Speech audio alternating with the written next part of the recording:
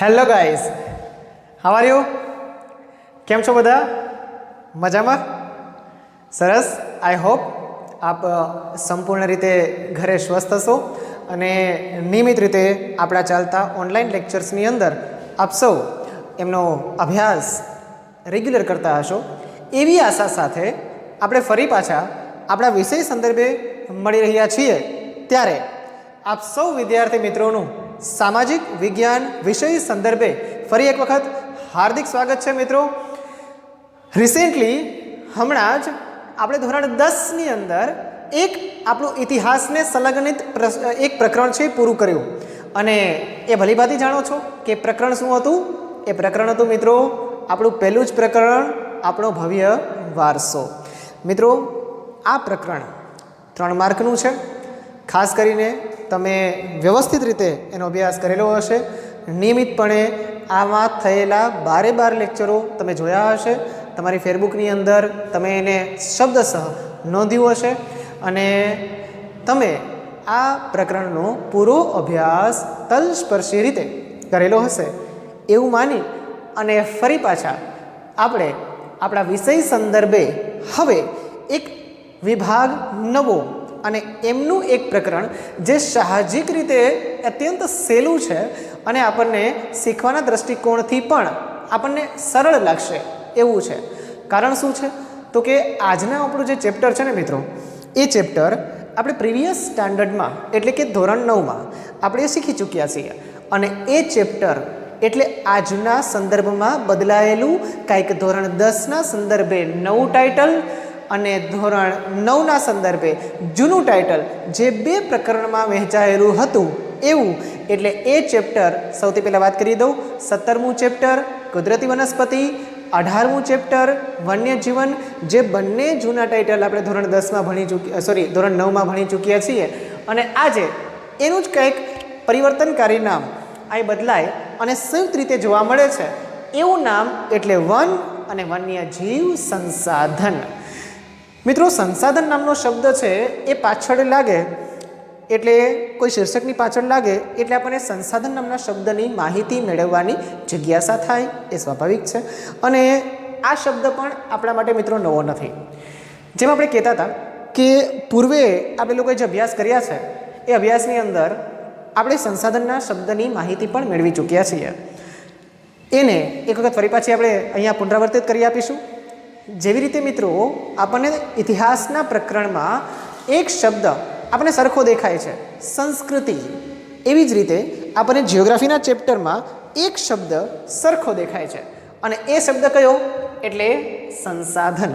તો લગભગ જિયોગ્રાફીના બધા જ પ્રકરણોમાં આપણને સંસાધન નામનો શબ્દ છે એ જોવા મળે છે. તો શું છે આ સંસાધન? સંસાધનનો શાબ્દિક અર્થ થાય મિત્રો સકારાત્મક સાધન. એક એવું સાધન કે જેમાંથી માનવી પોતાની જરૂરિયાત પૂરી કરતો હોય અને એ જરૂરિયાતના આધાર ઉપર તેની પ્રગતિ અને અસ્તિત્વ ટકેલા હોય એવા પ્રકારનું કોઈ પણ બાબત એ આપણા માટે રિસોર્સિસ બને છે, સંસાધન બને છે. એમ મિત્રો મનુષ્ય જીવનની અંદર આપણી જે કાંઈ પણ પ્રકારની તમે પ્રગતિઓ જુઓ છો, આપણી જે કાંઈ પણ પ્રકારના અસ્તિત્વાત્મક બાબત જુઓ છો, એ બધી જ કુદરતે આપેલા રિસોર્સિસ એટલે કે એ બાબતો ઉપર ટકેલી છે. દાખલા તરીકે હવા એ આપણા માટે સંસાધન છે. દાખલા તરીકે જળ એ આપણા માટે સંસાધન છે. દાખલા તરીકે એ દ્રષ્ટિએ જોઈએ તો જંગલો એ આપણા માટે સંસાધન છે. અને એ તમામ પ્રકારની નૈસર્ગિક સંપત્તિ જે આપણા જીવન નિર્વાહ સાથે પ્રત્યક્ષ કે અપ્રત્યક્ષ રીતે જોડાયેલી છે, એ તમામ બાબતો એ આપણા માટે શું બને છે? તે આપણા માટે બને છે મિત્રો સંસાધન. અને સંસાધનના અલગ અલગ ક્ષેત્રમાં આપણને ઘણા તફાવતો છે એ ખાસ કરીને જોવા મળી શકે છે. તો એ અલગ ક્ષેત્રો કયા, એ ક્ષેત્રોની વિશિષ્ટતા શું અને માનવ જીવન સાથે એ કેવી રીતે સંલગ્નિત થયેલા છે, એ ભૂગોળ નામના વિભાગમાં આપણે ભણવાનું રહેશે. તો એમાંનું એક ચેપ્ટર 9મું ચેપ્ટર જે સરળ છે અને થોડું કન્ટેન્ટ આપણને લોકોને પહેલાં પણ શીખી ચૂક્યા હશું એવું લાગશે એટલે આપણે આ બાબતની ચર્ચા કરીએ છીએ. મિત્રો, આપણા માટે તો નવું નથી. જે વિદ્યાર્થીઓ પહેલેથી જ દેવ ઇન્ટરનેશનલ સ્કૂલમાં ભણે છે તો એમના માટે તો ખાસ કરીને તમને ખ્યાલ છે કે આપણે જ્યારે 9મું ચેપ્ટર ચલાવ્યું, 9મા ધોરણની અંદર આપણું જે 17મું ચેપ્ટર ચલાવ્યું ત્યારે જ આપણે પેરેલલ એને 10માના કન્ટેન્ટ સાથે શીખી ચૂક્યા હતા. એટલે આપણા માટે રિવિઝનનું માધ્યમ છે. નવા જોડાયેલા જે મિત્રો છે આપણી સાથે, તો એ મિત્રોને આ ચેપ્ટર છે એ ફરી પાછું રિવિઝન જેવું જ લાગશે મિત્રો. એટલે ખાસ કરીને એક પણ પ્રકારની મિનિટને સ્કીપ આઉટ કર્યા વગર આખું લેક્ચર છે એ નિરાતે અને શાંતિથી આજનો દિવસ સાંભળજો. બરાબર મિત્રો, વાત કરીશું આપણે વન અને વન્યજીવ સંસાધનની. તો શરૂઆત કરીશું આપણે એમના ગુણભારાંકથી. અને એનો ગુણભારાંક આ ચેપ્ટરનો કેટલો? તો કે 4.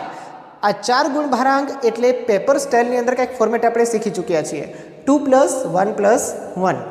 બરાબર, આવું કંઈક આપણું ફોર્મેટ છે. 2 માર્કનો એક પ્રશ્ન છે, 1 માર્કનો એક ઓબ્જેક્ટિવ છે, 1 માર્કનો એક મેપ ક્વેશ્ચન પણ આમાંથી પૂછવાની શક્યતા છે. અને જે ન હોય તો એની અંદરથી ફરી પાછો એક ઓબ્જેક્ટિવ ટાઈપ ઓફ ક્વેશ્ચન નીકળે ખરા. એટલે 2 + 1 + 1ની થિયરીથી ધ્યાનમાં રાખવાનું. તમારા ફેરબુક ઉપર લખી દેજો 2 + 1 + 1. બરાબર,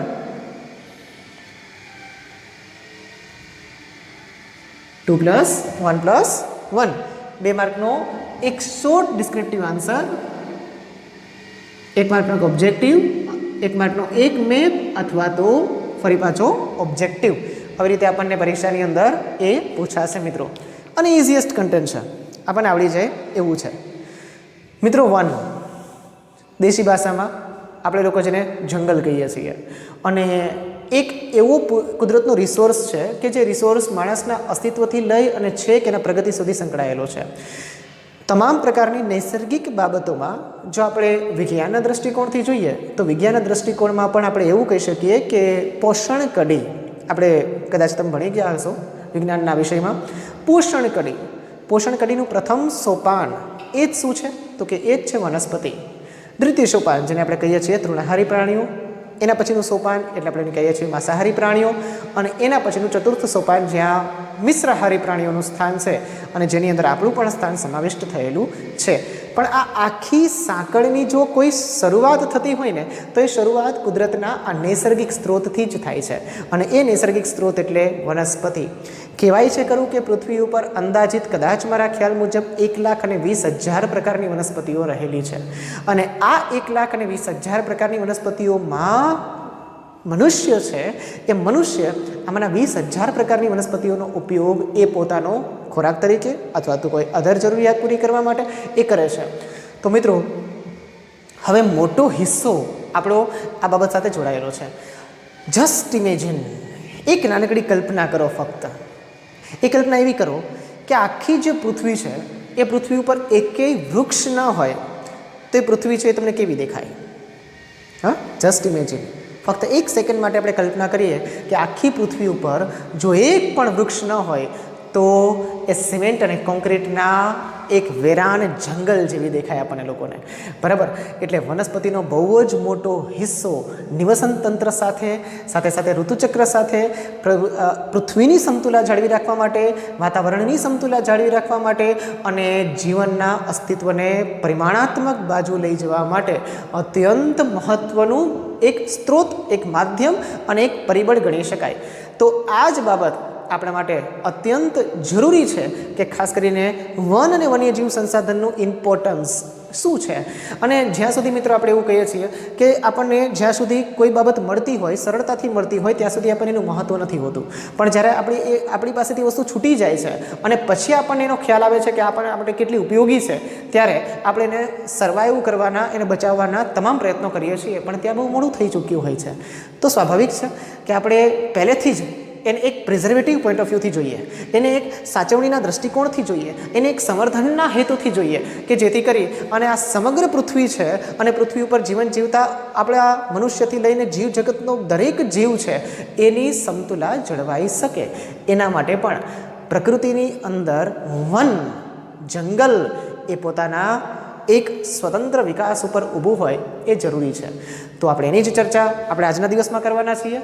મિત્રો, શરૂઆત પ્રસ્તાવનાના સ્વરૂપમાં આપેલા એક પ્રશ્નથી થઈ શકે કે વન અને વન્યજીવ સંસાધનનો ખ્યાલ સ્પષ્ટ કરો, અથવા તો તેના વિશે પરિચય આપો, અથવા સંસાધનની માહિતી આપો. કોઈ પણ પ્રકારનો એવો પ્રશ્ન પૂછાય તો આપણે શરૂઆત છે એ અહીંયાથી કરવાની રહેશે. 2 માર્કમાં પૂછાતો પ્રશ્ન છે અને 3 માર્કમાં પણ પૂછાઈ શકે થોડું ડિસ્ક્રિપ્ટિવ કન્ટેન્ટ સાથે, પણ આપણું જે મેઇન ફોકસ છે એ શોર્ટ ડિસ્ક્રિપ્ટિવ ટાઈપના પ્રશ્ન ઉપર છે, એટલે આપણે એને 2 માર્કના અનુસંધાનમાં ગણીશું. પહેલો જ મુદ્દો સરસ મજાનો એવો લખેલો છે, માનવ સમાજનું અસ્તિત્વ, સાતત્ય અને વિકાસ એ સંસાધનોને આભારી છે. કોઈ પણ પ્રકારની પ્રવૃત્તિમાં સાતત્યતા અત્યંત મહત્વની બાબત છે મિત્રો. સાતત્યતાનો એક બીજો અર્થ થાય નિરંતર પ્રગતિ. નિરંતર પ્રગતિ, સ્થિર પ્રગતિ. નિરંતર પ્રગતિ એટલે એક આપણે દૂધના અંદર એક ઉફાળો આવે અને એ ઝડપથી બેસી જાય, ફરી પાછો એમ ગ્રાફ ઊંચો જાય અને પાછો નીચે આવે, એવી પ્રગતિની વાત નથી થતી મિત્રો. અહીંયા એક પછી એક ક્રમબદ્ધતાપૂર્વકની પ્રગતિની વાત થઈ રહી છે. એટલે આ મુદ્દો વચ્ચે સાતત્યતાના શબ્દ સ્વરૂપ આપણને જોવા મળે છે. માનવ સમાજનું અસ્તિત્વ, સાતત્ય અને વિકાસ એ સંસાધનોને આભારી છે. હવે અહીંયા પર્ટિક્યુલર કોઈ એક એવા સંસાધનનું નામ નથી આપેલું કે ભાઈ જમીન સંસાધન અથવા તો ભૂમિ સંસાધન, સાગર સંસાધન અથવા તો જળ સંસાધન.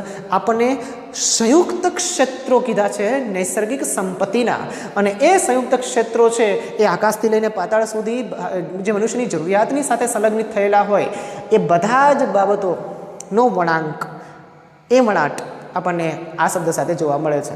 એટલે કીધું છે માનવ સમાજનું અસ્તિત્વ, સાતત્ય અને વિકાસ એ સંસાધનોને આભારી છે. આદિકાળથી કુદરત પાસેથી વિભિન્ન ચીજો મેળવી આપણે આપણી જરૂરિયાતની પૂર્તિ કરતા આવ્યા છીએ. જો સીધો જ ચોખ્ખો ખ્યાલ આપણને સંસાધનના સમકક્ષતામાં જોવા મળે છે કે માણસને જ્યારે કોઈ જરૂરિયાત ઊભી થાય અને જરૂરિયાતના અનુસંધાનમાં એ કુદરતનો કોઈ જ એક એવો ઓબ્જેક્ટ જેને જરૂરિયાત સંતોષવાના માધ્યમ તરીકે ઉપયોગમાં લે, ત્યારે જ મિત્રો એ બને છે સંસાધન. ત્યાં સુધી એ સંસાધન બની શકતું નથી. ઓકે, આપણે આપણી જરૂરિયાતોની પૂર્તિ કરીએ છીએ અથવા તો કરતા આવ્યા છીએ, જેમાં જંગલો, આને કોડન બ્રેકેટ લાઇનમાં લખવાનું કારણ એટલું કે જેમાં જંગલો અતિ મહત્ત્વનું સંસાધન લેખાય છે. આ તમામ પ્રકારના સંસાધનમાં સૌથી પહેલો પ્રાથમિક આધાર આપણે કોઈ સંસાધન ઉપર રાખેલો હોય મિત્રો, તો એ સંસાધન એટલે કયું સંસાધન? તો એ સંસાધન એટલે જંગલ સંસાધન. હવે જંગલ સંસાધનની વ્યાખ્યા અહીંયા આપણને નીચે આપી છે. જુઓ, જંગલોનો સામાન્ય અર્થ, જંગલોનો સામાન્ય અર્થ આપણે આ વ્યાખ્યા ભૂતપૂર્વ ધોરણમાં પણ લખી ચૂક્યા છીએ. જંગલોનો સામાન્ય અર્થ વૃક્ષો, ઝાખરા અને ઘાસનો સમુચ્ચય. મિત્રો ધ્યાનમાં રાખજો, આ શું છે? તો કે આ જંગલોની વ્યાખ્યા છે. હા, તમારે ધ્યાનમાં રાખવાનું ખાસ. જંગલોનો સામાન્ય અર્થ વૃક્ષો, ઝાખરા અને ઘાસનો સમુચ્ચય. સમુચ્ચયનો મતલબ થાય સમૂહ. કુદરતી વનસ્પતિમાં હવે જુઓ મિત્રો, અહીંયા વ્યાખ્યા નવી આવી. શેની? તો કે કુદરતી વનસ્પતિની. કઈ ચેપ્ટરનું ટાઇટલ યાદ આવે છે 9મા ધોરણની અંદર? કુદરતી વનસ્પતિ. હા, પેજ નંબર 131. ઓકે, કુદરતી વનસ્પતિમાં એ જ વનસ્પતિને સમાવી શકાય કે જેનો ઉછેર માનવીની સહાયતા વિના કુદરતી રીતે થયો હોય. તો આ પણ એક અલગ વ્યાખ્યા છે. શેની વ્યાખ્યા છે? તો કે ભાઈ આ કુદરતી વનસ્પતિની વ્યાખ્યા છે. અને કુદરતી વનસ્પતિનો જે સમૂહ છે એ સમૂહને જ આપણે લોકો વન અથવા જંગલો કહીએ છીએ. પરીક્ષામાં ધ્યાનમાં રાખવાનું મિત્રો, કુદરતી વનસ્પતિમાં એ જ વનસ્પતિને સમાવી શકાય કે જેનો ઉછેર માનવીની સહાયતા વિના કુદરતી અવસ્થામાં કુદરતી રીતે થયો હોય. તેને અક્ષત વનસ્પતિ કહે છે. પરીક્ષાની અંદર આપણને ખાલી જગ્યાના સ્વરૂપમાં આ મુદ્દો પૂછાય એવો છે કે કુદરતી વનસ્પતિને અન્ય ખાલી જગ્યાના નામથી પણ ઓળખવામાં આવે છે. તો પરીક્ષામાં ધ્યાનમાં રાખવાનું મિત્રો, અક્ષત વનસ્પતિના નામથી પણ આપણે લોકો એને ઓળખીએ છીએ. જેમને મનુષ્યના હાથનો સ્પર્શ જ નથી થયો એવા પ્રકારની વનસ્પતિ, અને છતાં એ પાછી વિકસિત થઈ છે કુદરતના પરિબળો અને કુદરતના માધ્યમ, કુદરતના સાનિધ્યમાં.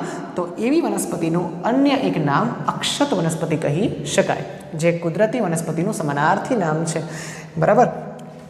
આપણા દેશની વાત કરીએ તો આપણા દેશમાં આ પ્રકારની વનસ્પતિ એટલે આ પ્રકારની વનસ્પતિ એટલે કઈ? તો કે અક્ષત વનસ્પતિ. અક્ષત વનસ્પતિ એટલે કુદરતી વનસ્પતિ.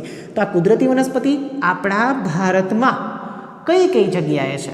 તો આપણા ભારતમાં પહેલાં તો નામ લઈ શકાય હિમાલય, બીજું સુંદરવન અને ત્રીજું થરના રણના દુર્ગમ વિસ્તારોમાં જ દુર્ગમ અત્યંત ગાઢ વિસ્તારોમાં જ આપણને જોવા મળે છે. તો આ ત્રણેય પ્રકારના શબ્દો આપણા માટે વિધાનના સ્વરૂપમાં પણ પૂછાઈ શકે.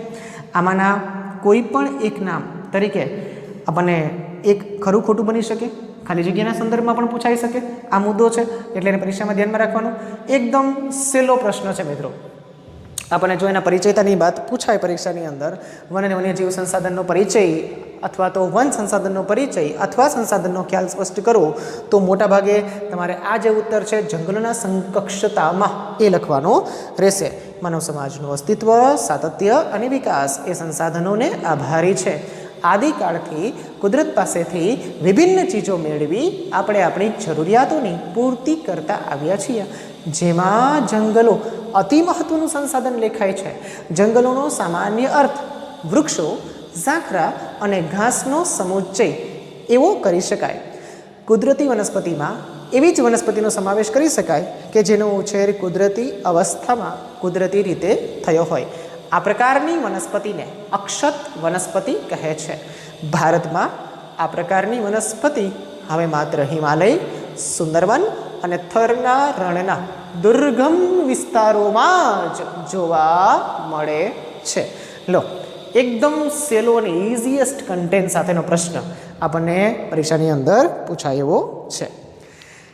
એના પછીનો નેક્સ્ટ ક્વેશ્ચન, જંગલોનું વર્ગીકરણ, ક્લાસિફિકેશન ઓફ ફોરેસ્ટ. આપણે લોકો જંગલોનું વર્ગીકરણ કરીએ તો ઘણી બધી પ્રકારે જંગલોનું વર્ગીકરણ કરી શકાય, પરંતુ મુખ્ય 3 પ્રકારે થતું વર્ગીકરણ છે.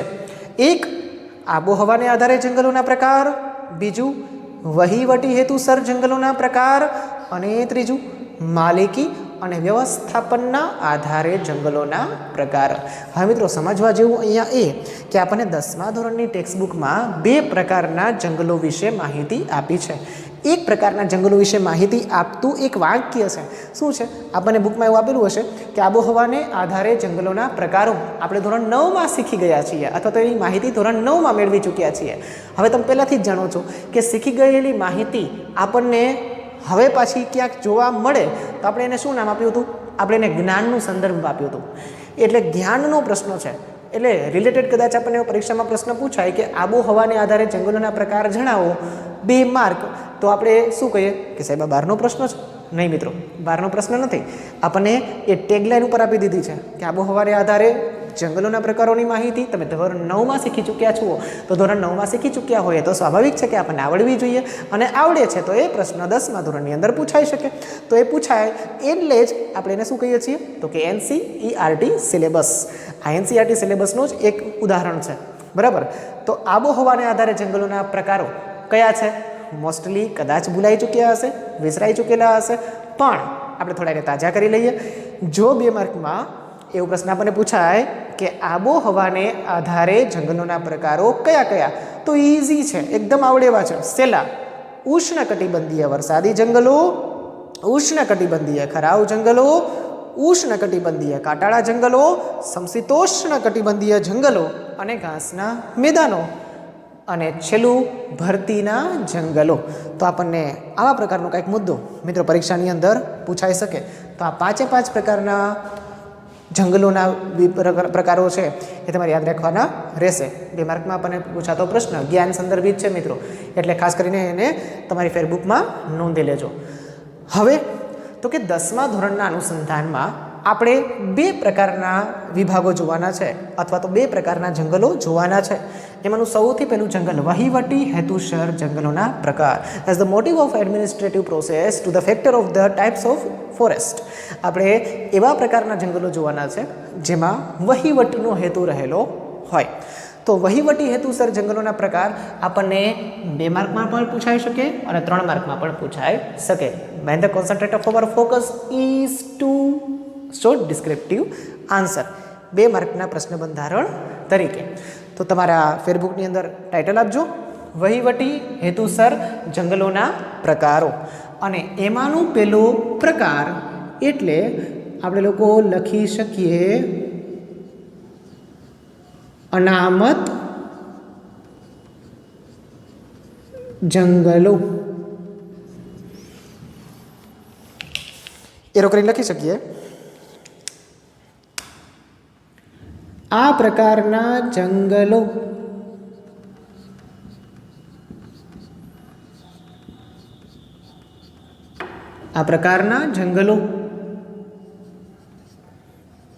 સીધા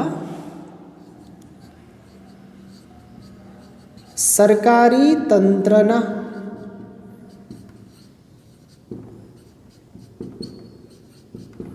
નિયંત્રણમાં હોય છે,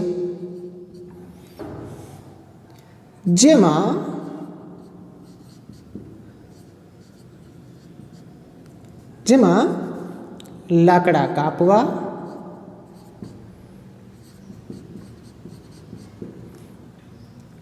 વીણવા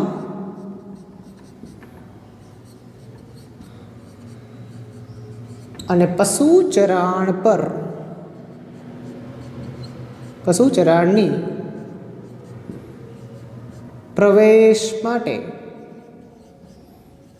મનાઈ હોય છે. જો મિત્રો શું કીધું છે?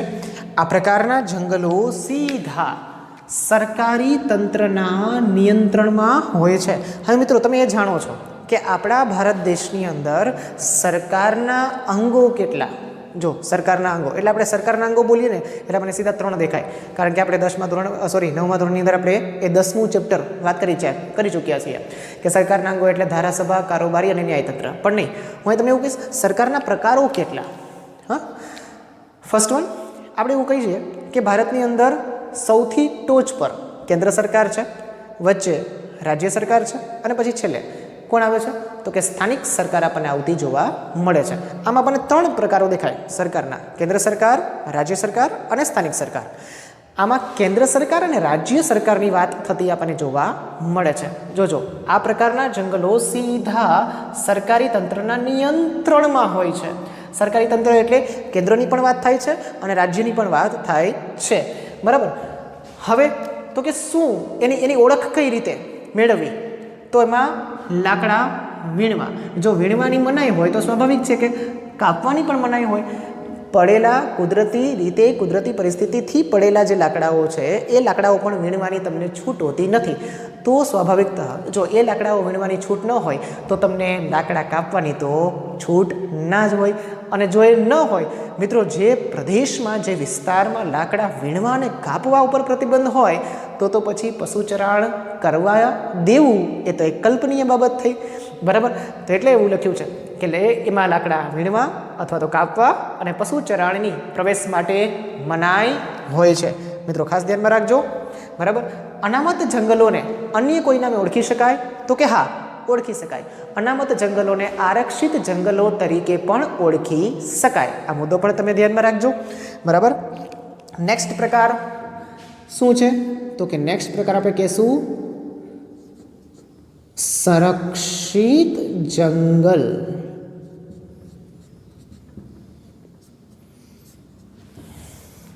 આમાં પણ મજા આવશે. આ પ્રકારના જંગલોની દેખભાળ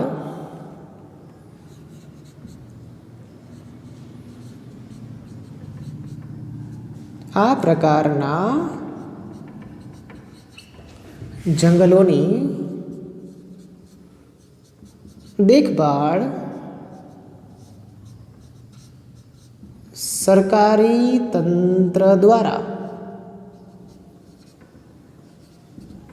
કરાય છે, જેમાં વૃક્ષોને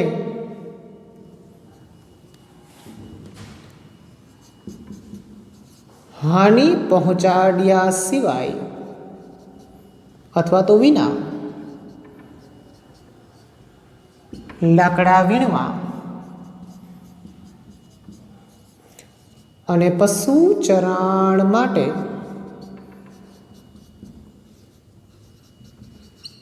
સ્થાનિક લોકોને છૂટ હોય છે. સ્થાનિક લોકોને છૂટ હોય છે. મિત્રો ખાસ શબ્દો છે એ આપણા માટે ધ્યાનમાં આપવા જેવા છે. જો શું લખ્યું છે આપણે લોકોએ? સંરક્ષિત જંગલો. આ પ્રકારના જંગલોની દેખભાળ સરકારી તંત્ર દ્વારા कराय छे। अहींया नियंत्रण छे, अहींया देखभाळ छे। बराबर, शब्दमां थोड़ो माइन्योर तफावत छे। नियंत्रण एटले अंकुशमां राखवानी वात छे अने देखभाळ एटले संभाळ राखवानी वात छे। एटले संवर्धननो मुद्दो पण आनी अंदर इन्क्लूड छे। बराबर, जेमां वृक्षोने हानि पहोंचाड्या विना लाकड़ा वीणवा एटले तमे प्रदेशमां कापी नथी शकता। ए विस्तारनी अंदर तमे कोई वृक्ष छे ए वृक्षने तमे कापी ना शको तो शुं थाय तो के कुदरती परिस्थितिमां जे लाकड़ाओ नीचे पड़ेला छे ए नीचे पड़ेला लाकड़ाओ वीणवानी छूट छे, कापवानी छूट नथी। स्वाभाविकतः तो पशुचरणनी छूट छे तो के हाँ पशुचरणनी छूट छे पण केवा लोकोने तो के स्थानिक लोकोने जंगल विस्तारनी अंदर वसवाट करती अमुक कस्बीओ अमुक ज्ञातिओ जे छे एमने त्यां पोताना पशुओने चराववानी छूट छे।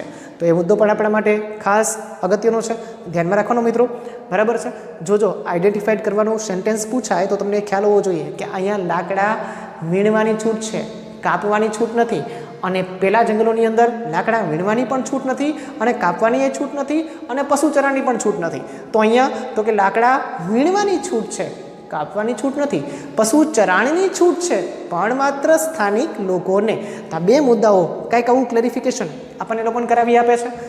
नेक्स्ट वन, त्रीजो मुद्दो अथवा त्रीजो प्रकार जेने आपणे कही शकीशुं अवर्गीकृत जंगलो। मित्रों सहेलाम सहेलो पॉइंट होय ने तो आ टू कोन टच शुं लखी शकाय? आपणे एटલું લખવાનું છે કે આ પ્રકારના જંગલોનું વર્ગીકરણ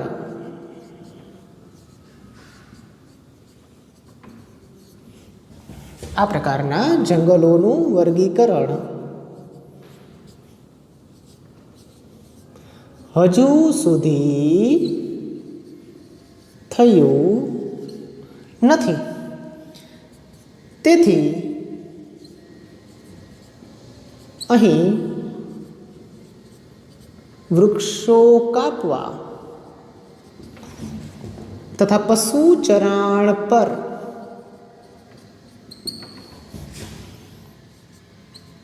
કોઈ પ્રતિબંધ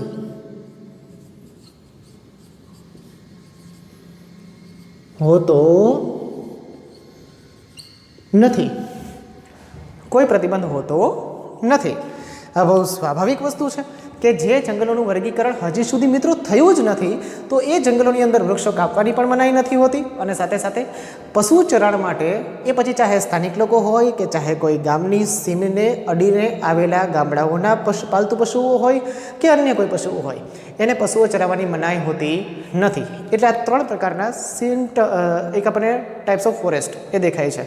पेलुं वहीवटी हेतुसर जंगलों प्रकारों अंदर पहलू जंगल अनामत जंगल जेने आपणे शुं कही शकशुं आरक्षित जंगल, बीजू है संरक्षित जंगल और त्रीजू है अवर्गीकृत जंगल अथवा तो बिन वर्गीकृत जंगलों।